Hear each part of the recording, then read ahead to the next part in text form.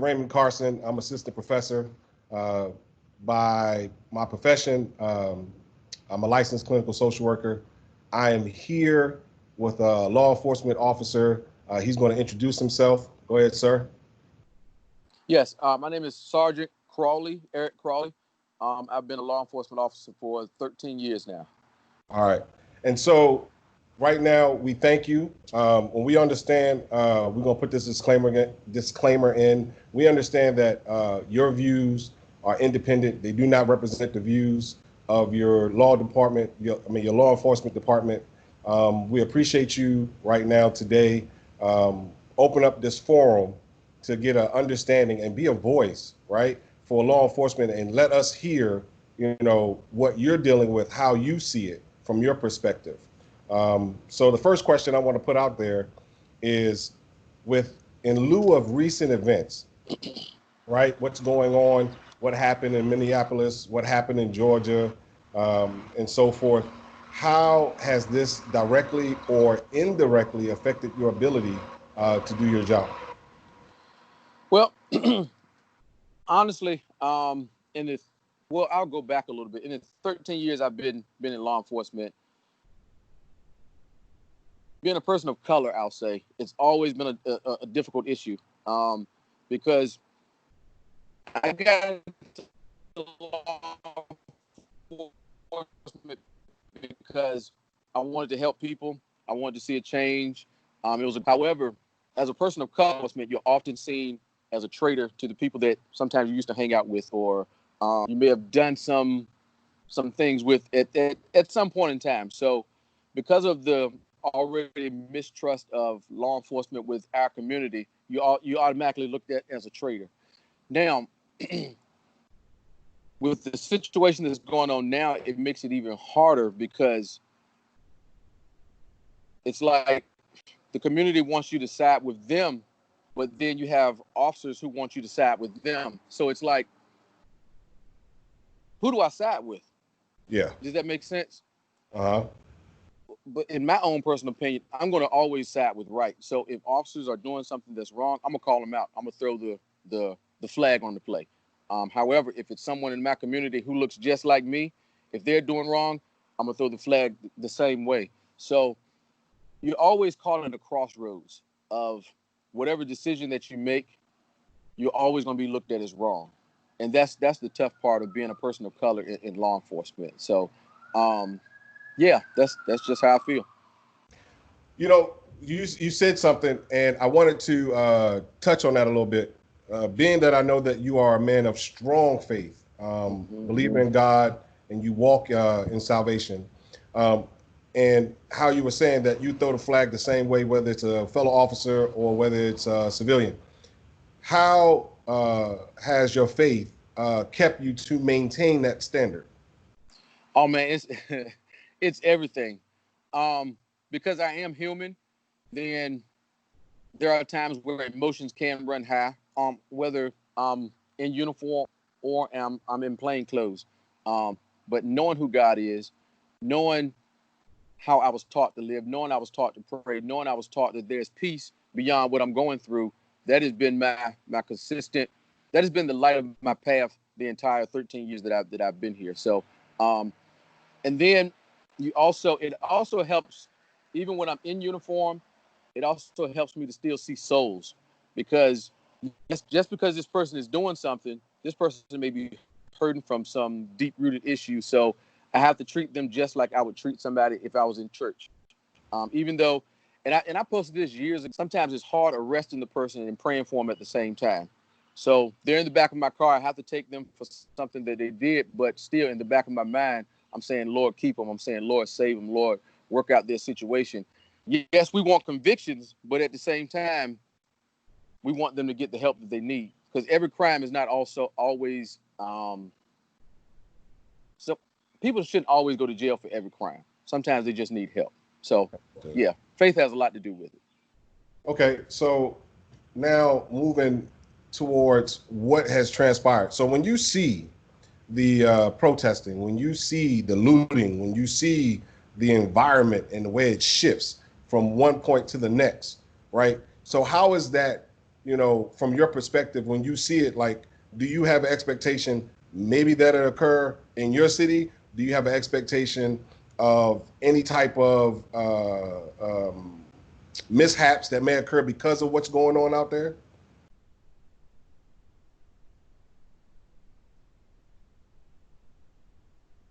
Eric, you good? Kind of paused. Oh man, internet. I'm here. Okay, yeah, kind of I'm paused. here.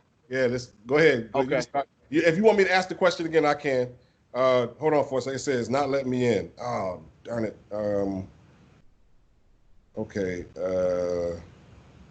I'll resend the invite. Hold on. Let me. I know we're gonna do some editing and stuff with all this, but I tell you, share link, copy link. All right. Let me see again. I'm going to hang again. All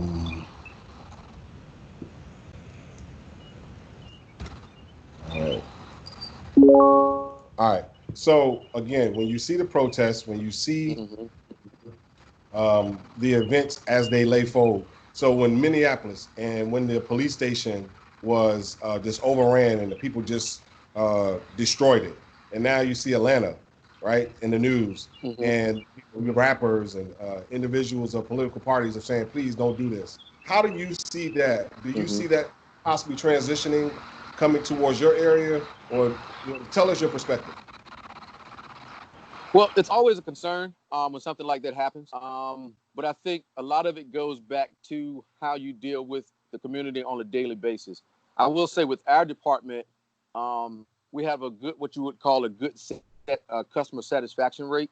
So on a daily basis, we're consistently fair. We're consistently doing what we're supposed to do. So I don't worry about it as much here in our city, but I know it can always happen because it's one of those things where the media and misinformation.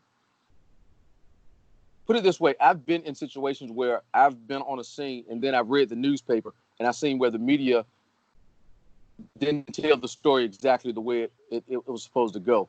So that could easily happen here. It could happen in a smaller city. It could happen anywhere. So it's just one of those things where I pray, really. And again, it goes back to how do you consistently deal with your citizens in your community? Because when things like this happen, there should be people in your community saying, well, all officers are not bad. We're not going to do this. This is not the way we want to go. I do remember some years ago that there was a real threat of a riot or some things happening, but because of the way we treated our citizens. And I was actually a part of that, talking to some of the main players, telling them, hey, this is not what we do here. If you want to protest, by all means protest, because that's your right. But we don't start destroying things. So being able to deal with people, it should stop a lot of the stuff that's happening. Okay, so there's a few questions that came out of that when you were speaking came to my mind, and of course I didn't want to interrupt. So I want to ask, when you see the looting and when you see the rioting, so initially when it starts off as a peaceful protest, then all of a sudden it switches, right? How does that make you feel?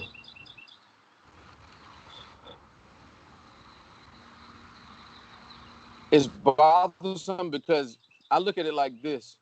Why are we going to go destroy Walmart and we have no power to rebuild? If that makes sense. Now, this is going to sound bad, and I hope it doesn't.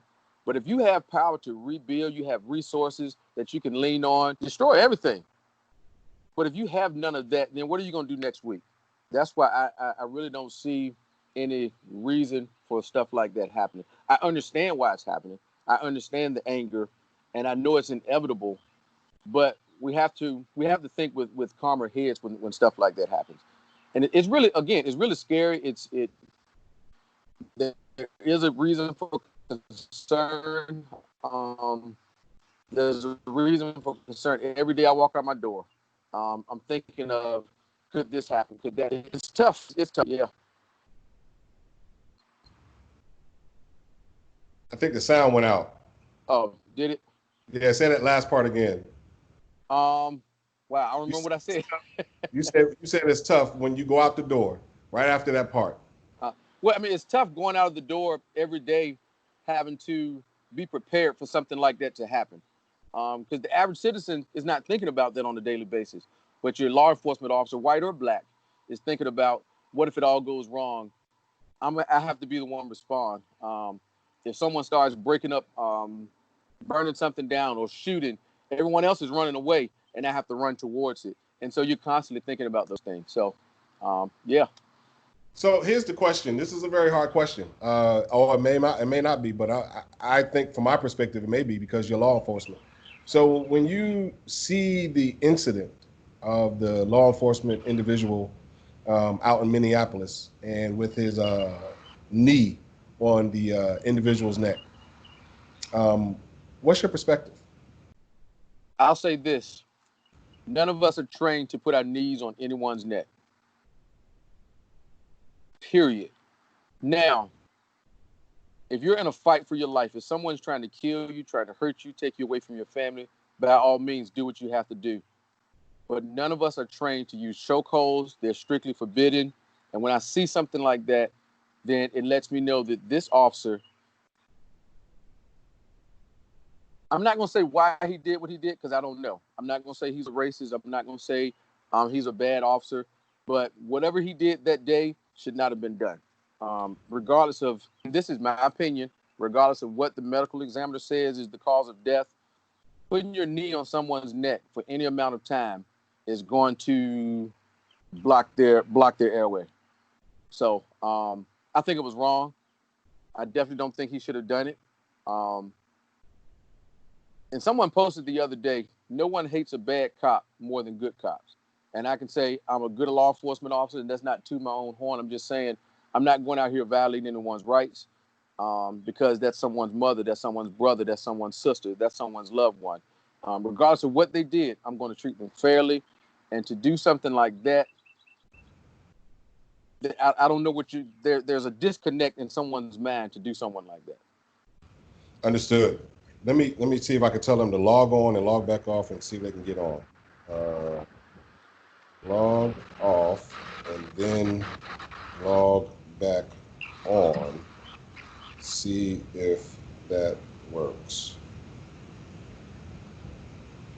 All right. So now that you said that, this is the next question I want to ask. It leads me right into the next question. So here we go. When you see the situations like that and citizens, get in an uproar, is there kind of a blanket that's placed upon all officers? And I know you're just speaking individually, but how is that viewed? It's tough. It's because now when something like that happens, we're all grouped together. Just like if something happens in a neighborhood, and I'll say a black neighborhood, the media will portray it as everyone in that neighborhood are killers, robbers, or thugs. And just like when something like this happened, then everyone places blame on all law enforcement. But I can say this: I thank God for a lot of the inboxes that I've been getting from family members, friends, people I haven't heard from in years that don't agree with that mentality. That say, "Hey, we recognize that all you guys are not the same. What that officer did was wrong, but we're praying for you and your family and things like that." So, it's tough because I could easily get caught in the crosshairs, being a good officer. And someone, all they see is law enforcement. All they see is the badge and the gun and the authority. So now they're going to attack me because of what one bad seed did. So that's always an area of concern, always. Understood. And so the consequences now, right, of this fallout of unfortunately white officer, black suspect. Now you start to see the emotions erupt of individuals from the communities, right? Have you heard any of this as an officer just on your daily routes? Have you heard this just from community members coming to you, telling you how they feel? Not so much.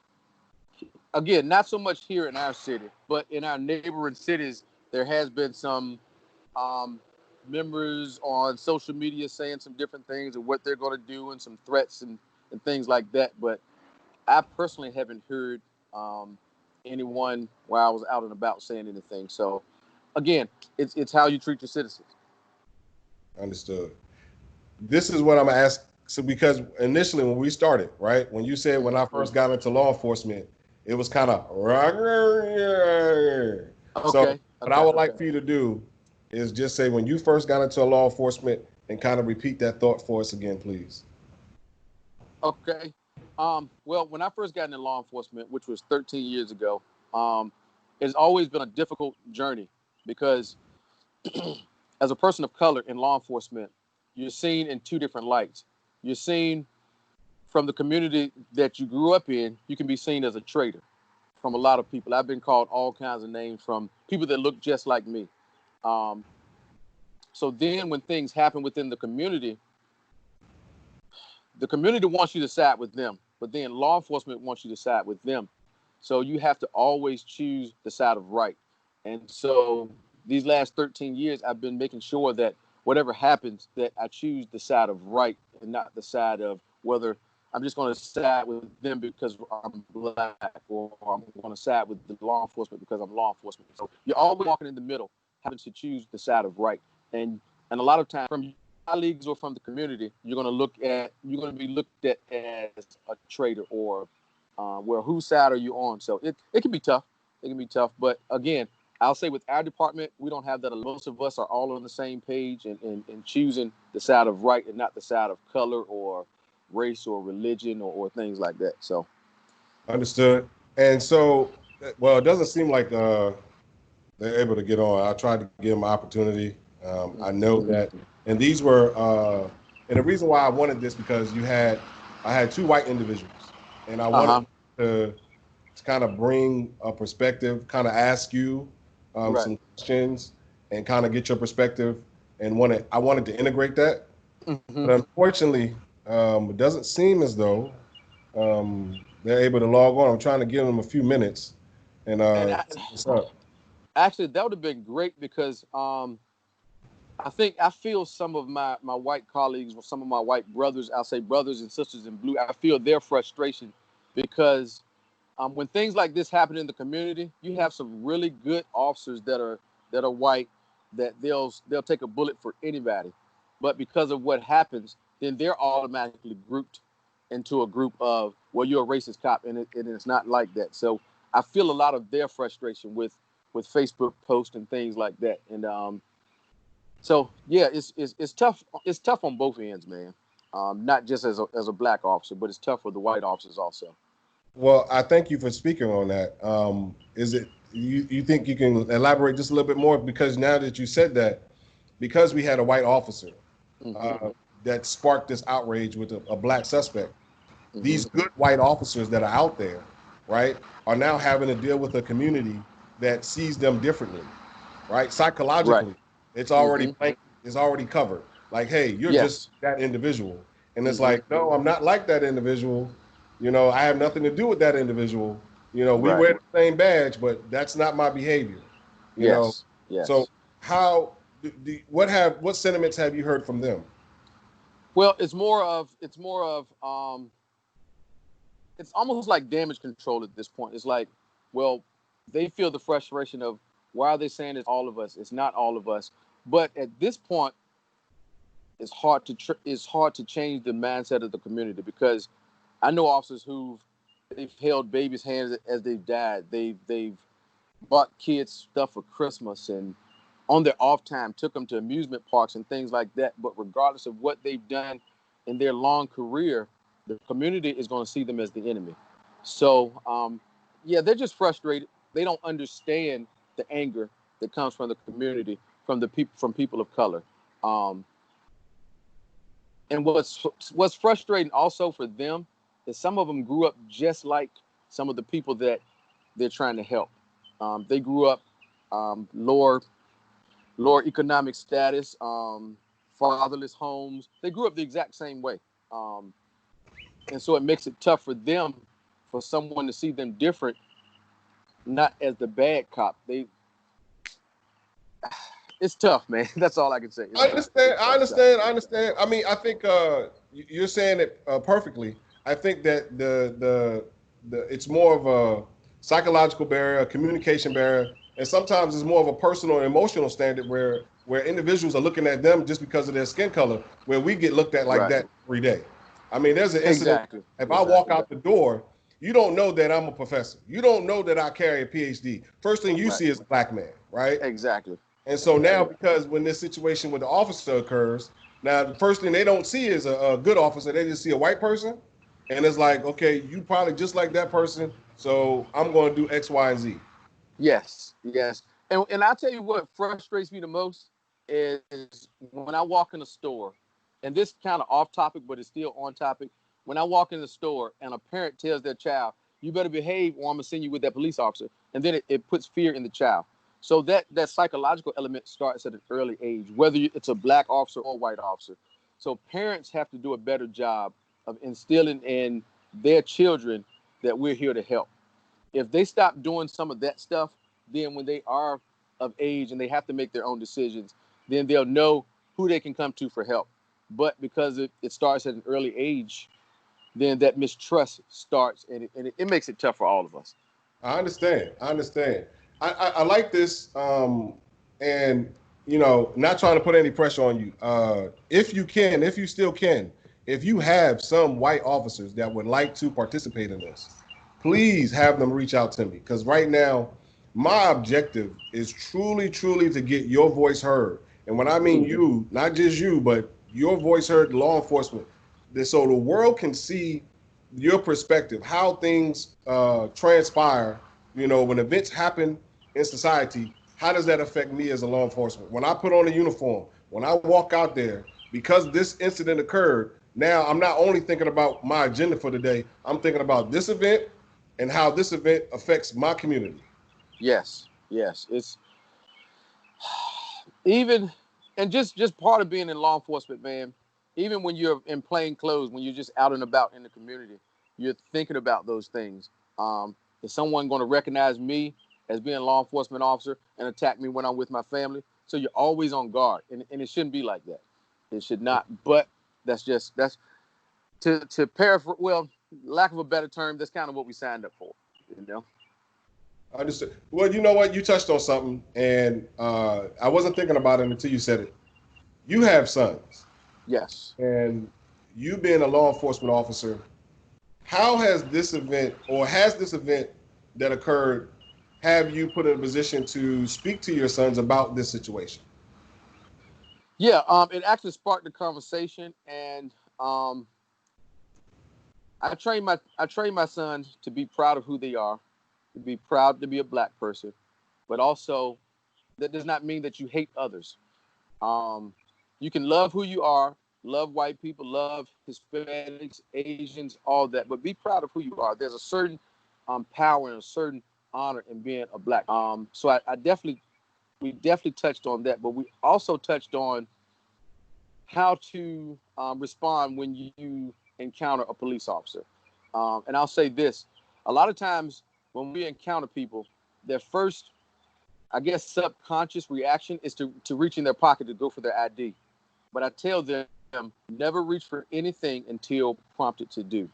Um, just let this officer see your hands, cooperate, be respectful, and if something does happen, that's what I'm here for. Um, I will always have your back. Cooperate, do whatever you have to do, and then we'll handle it on the back end. But I want you to come home at night.